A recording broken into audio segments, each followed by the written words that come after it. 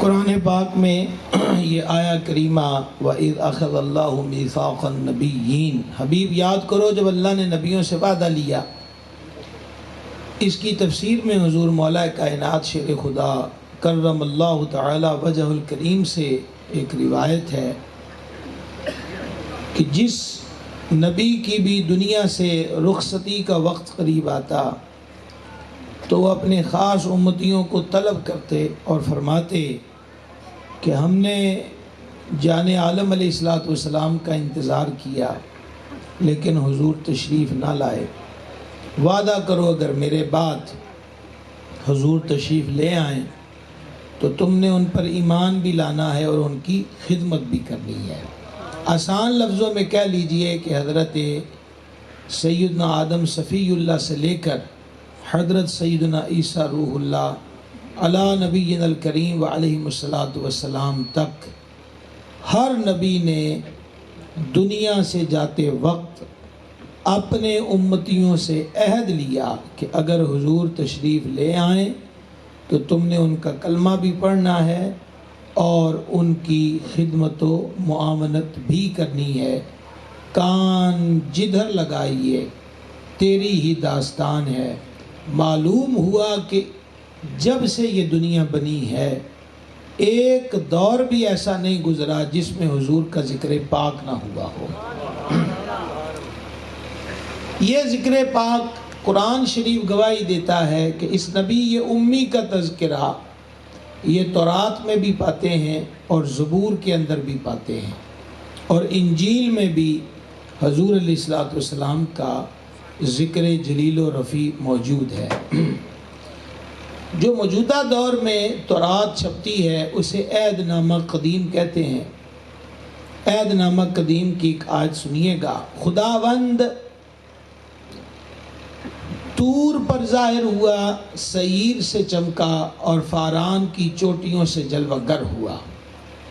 اس کا آسان سا مطلب یہ ہے کہ طور اور سعیر ان دونوں پہاڑوں کا تعلق اللہ کے نبیوں کے ساتھ ہے۔ آپ جانتے ہی ہوں گے کہ طور کا تذکرہ جب آئے تو کس نبی کا نام آتا ہے؟ حضرت موسیٰ علیہ السلام کا۔ تو کہا کہ اللہ کا نور و پیام یہ طور پر بھی ظاہر ہوا اور سعیر پر بھی ظاہر ہوا اور اینڈ یہ فاران کی چوٹیوں سے جلوہ گر ہوا۔ مکہ شریف کے پہاڑی سلسلے کو فاران کی چوٹیوں کا سلسلہ کہتے ہیں۔ آج بھی تورات کے اندر اس صورت میں ہمارے آقا کی جلوہ گری کا ذکر موجود ہے۔ کان جدھر لگائیے تیری ہی داستان ہے۔ 4 انجیلیں چھپتی ہیں جنہیں اناجیل اربعہ کہا جاتا ہے، عہد نامہ جدید۔ آج بھی انجیل کے اندر یہ آیت موجود ہے کہ حضرت عیسیٰ علیہ السلام جب آسمانوں کی طرف جانے لگے تو ان کے حواریوں نے کہا، اے خداوند تو ہمیں اکیلا چھوڑ کر جا رہا ہے۔ تو کہا کہ یسوع مسیح ناصری نے کہا، یہ ذرا دھیان سے بات سن لیجئے گا، تو انہوں بلان دا میرے کو ٹائم کوئی نہیں، تو تسی ویسے بھی جنڈا والی آلے ادھے گھنٹے بعد سبحان اللہ دے عادی ہو تو آپ آدھا گھنٹہ توڑنا گل بھی نہیں کرنی۔ اس کر کے سبحان اللہ سیگا راز چی اگلے سال صرف دھیان نال گل سن لیا جائے۔ عرض یہ کر رہا ہوں کہ آج بھی انجیل کے اندر یہ آیت موجود ہے۔ حضرت عیسیٰ علیہ السلام جب آسمانوں پر جانے لگے، اور ہمارا اسلامی قرآنی عقیدہ کیا ہے کہ حضرت عیسیٰ علیہ السلام کی وفات نہیں ہوئی بلکہ وہ زندہ آسمانوں پر اٹھائے گئے۔ تو فرمایا کہ میرا جانا تمہارے لیے بہتر ہے۔ اگلے سیٹا آلیو آگے ہو واپس چلے نہیں، انشاءاللہ شفا ہوئی تو اتنا ٹائم نہیں لگنا آئندہ سال۔ 10 منٹ تسی ہمیں ضائع کر دیں دیو نہ تو انہوں کو گل دی بات دی سورنا کو لینڈ دیں۔ چڑی بھی تورے تو تسی او دل وے کر کے ویکھڑا ہوں گا۔ میرا جانا تمہارے حق میں بہتر ہے، حضرت عیسیٰ علیہ السلام فرماتے ہیں۔ اور میں بارے دیگر آپ کو یاد کرانا چاہتا ہوں کہ یہ آج بھی انجیل میں آیت موجود ہے، میرا جانا تمہارے حق میں بہتر ہے، میں جاؤں گا تو تمہارے پاس وہ مددگار آئے گا اور یہ جملے کمال کے ہیں کہ حضرت عیسیٰ علیہ السلام نے فرمایا میرے بعد دنیا کا سردار آ رہا ہے، کان جدھر لگائیے تیری ہی داستان، ہر جگہ پر ہر دور گونجا ہے میرے سرکار کے ذکر پاک سے۔ عجیب بات ہے، لوگ 2022 میں تاریخیں پوچھتے ہیں کہ میلاد کب سے شروع ہوا، یہ جب کب تب سب نہ تھا، یہ تب سے ذکر پاک ہو رہا ہے، یہ ذکر جلیل تب سے جاری ہے۔ حضور جان نور علیہ السلام نے فرمایا، مولا مرتضیٰ اس کے راوی ہیں اور میرا حافظہ ساتھ دے رہا ہے، تو امام ابو نعیم نے اسے نقل کیا دلال النبوہ میں، فرمایا حضرت آدم علیہ السلام کی تخلیق سے 14,000 سال پہلے، اور یہ جو 14,000 سال ہیں یہ ہمارے نہیں ہیں جو 2022 چل رہے ہیں، یہ نوری سال ہیں۔ ان نوری سالوں کی جو طوالت ہے یہ اللہ اور اس کا رسول بہتر جانتا ہے کہ کتنے ہیں۔ ایک اندازہ کر لیجئے قیامت کتنے دن کی ہے، یہ میں نے اشارہ کر دیا تاکہ گونگے حضرات بھی بول سکیں، کتنے دن کی ہے جی؟ ایک دن کی ہے، لیکن اس کا ٹائم پیریڈ 50,000 سال کا ہے۔ تو وہ ایک دن کا قیامت کا جو دن ہے وہ 50,000 سال پر مشتمل ہے، تو 14,000 سال کو کیلکولیٹ کرو نا کہاں پہنچتے ہیں۔ تو فرمایا تخلیق آدم سے 14,000 سال پہلے میرا نور اللہ کے دربار میں موجود تھا، اور ایک حدیث میں فرمایا خمیر آدم ابھی گند رہا تھا، اس وقت بھی اللہ کے دربار میں لکھا تھا کہ اللہ کے سوا معبود کوئی نہیں، محمد کریم اللہ کے رسول ہیں اور آخری نبی ہیں۔ سبحان اللہ، سبحان اللہ، سبحان اللہ، آخری نبی ہے۔ تو یہ تذکرے بہت دیر سے ہیں۔ تو یہ ایک تو میں نے آپ کو بتایا کہ تورات میں بھی اور انجیل میں بھی میرے حضور صلی اللہ علیہ وسلم کو، اور بلکہ ایک آیت انجیل میں یہ بھی ہے، فرمایا کہ مجھ میں اس کا کچھ نہیں۔ اچھا، مجھ میں یہ جو فرمایا نا مجھ میں اس کا کچھ نہیں، اس کا مطلب یہ ہے کہ جو کمالات ان میں ہیں جو آ رہے ہیں وہ کمال میرے اندر نہیں ہے۔ سبحان اللہ، مجھ میں اس کا کچھ نہیں، میں تو اس کی جوتی کا تسمہ کھولنے کے قابل نہیں ہوں۔ یہ آج بھی انجیل کے اندر آیت موجود ہے، کاش کہ ہم یاد کریں۔ بڑی بات ہے، حضور کا ذکر ہر جگہ رونق افروز ہے، کان جدھر لگائیے تیری ہی داستان ہے۔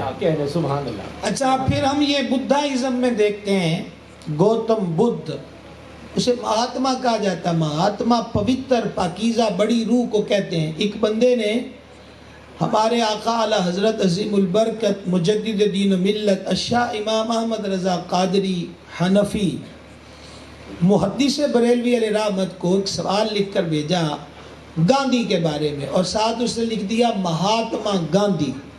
تو آپ نے سوال کا شرعی جواب دیا اور فرمایا سائل ایک مشرک کو پاکیزہ روح لکھ رہا ہے، اسے مہاتما نہیں کہنا چاہیے۔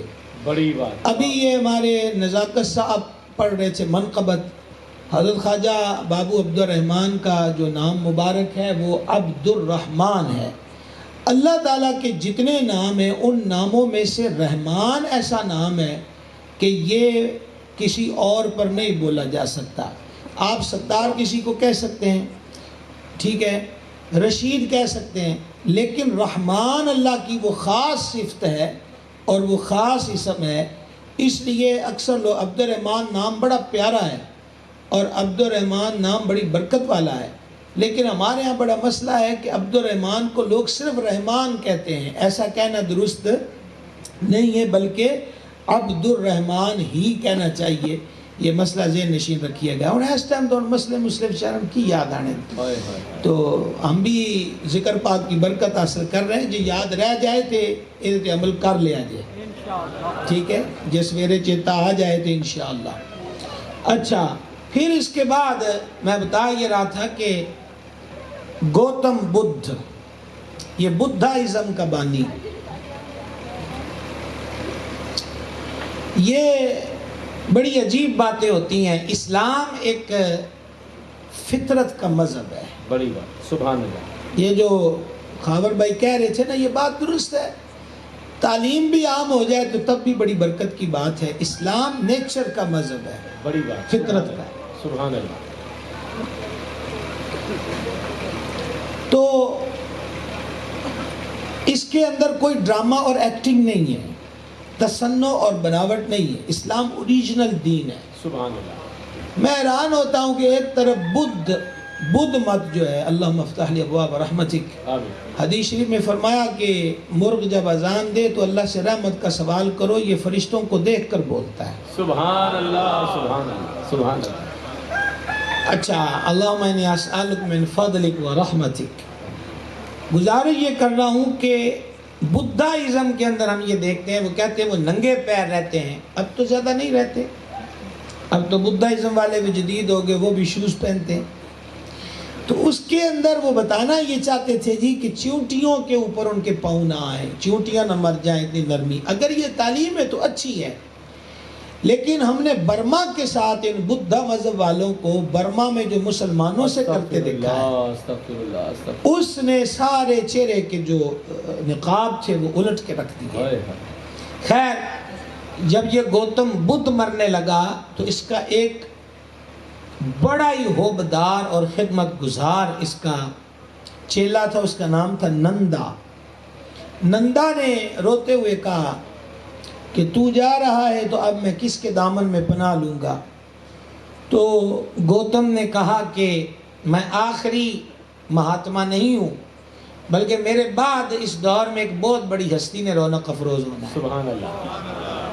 خاور بھائی بھی لیٹ آئے اس لیے وہ سبحان اللہ کہہ کہ میرا ساتھ دے رہے ہیں اور صحیح دے رہے ہیں۔ تسی سویر دے آئے ہو تو اڈا حق ہی نہیں بنتا، سمجھ آئیے؟ تو ہم جو ان کو بندے سے دیئے کو پٹھن نپن تانو کو چاہ شاہ پلانتے تاں تسی سبحان اللہ کو اے دیکھو گلی آلے تسی کو اپوزیشن آلے ہو تو سبحان اللہ کو تو پتہ لگے کو جینیاں نال گل ہوں دی پئی ہے۔ یہ الحمدللہ میرا اپنا گھر ہے اور یہاں ہم تکلف تردد نہیں رکھتے، اللہ تعالیٰ اس آستانے کو سلامت رکھے۔ تو ویسے وقت ایسا ہو گیا آپ کو زیادہ تنگ نہیں کیا جا سکتا، الحمدللہ گھر کی طرف سے مجھ پہ پابندی کوئی نہیں ہے۔ تو نندا سے گوتم نے کہا کہ میں کوئی پہلا اور آخری مہاتما نہیں ہوں، میرے بعد بڑی عظیم ذات آنے والی ہے۔ تو نندا نے کہا کہ بھرے سنسار میں اس کو کیسے ڈھونڈوں گا، جی کیا نشانیاں ہیں؟ تو کئی نشانیاں بتائیں اور ایک بات گوتم بدھ نے کہی کہ اس کا نام میتریہ ہوگا۔ اچھا، میتریہ کو یہ عبرانی زبان کا لفظ ہے، جب اسے عربی میں ڈھالتے ہیں تو اس کا معنی بنتا ہے رحمت للعالمین۔ سبحان اللہ، سبحان اللہ، سبحان اللہ۔ تو بدھائزم کے اندر بھی حضور کی آمد کا ذکر موجود ہے، کان جگر لگائے، واہ واہ تیری ہی واہ داستان۔ سبحان اللہ۔ اسی طرح تلسی کے اشلوکوں میں آپ بلا وجہ یہ ایک انڈیا کے بندے کو ہیرو بنائے پھرتے ہیں، غلامان امام احمد رضا کو بھی بہت کچھ آتا ہے، ہمیں بھی پتہ ہے کہ تلسی کے شلوکوں میں کیا لکھا ہے، مہا بھارت میں اور گیتا بھگوت میں اور رامائن میں کیا لکھا ہے، عہد نامہ قدیم عہد نامہ جدید کو ہم نے بھی الحمدللہ پڑھا ہوا ہے۔ بڑی بات، ماشاءاللہ۔ لیکن ان ساری چیزوں کو پڑھنے کا نام ایمان نہیں، حضور کو ماننے کا نام ایمان ہے، یہ بات یاد رکھیے گا۔ خیر، تلسی کے شلوکوں میں لکھا ہے کہ کلکی اوتار آئے گا، صحرا اس کا دیش ہوگا۔ سبحان اللہ۔ صحرا اس کا دیش ہوگا، اونٹ اس کی سواری ہوگی۔ بڑی بات۔ مدینہ منورہ جلوہ گری ہوئی نا تو ہر ایک کہتا تھا حضور میرے گھر تشریف لائے، وہاں پیچھے ہٹ جاؤ، اللہ نے اس اونٹنی کے ذمہ لگا دیا جتنے سے رکنا ہے انہیں رک جانا ہے۔ اچھا، حضور کی اونٹنی پاک قصوہ جانتی ہے کہ سرکار نے قیام کس گھر میں کرنا ہے، بڑی بات۔ استقبال کرنے والوں کو ابھی نہیں پتا۔ ابو ایوب نے گھر تو سجایا ہے لیکن یہ گھر بھی حضرت ابو ایوب کا نہیں تھا، یہ تو طبہ حمیری کا گھر تھا جو مدینہ شریف یمن کا بادشاہ تھا۔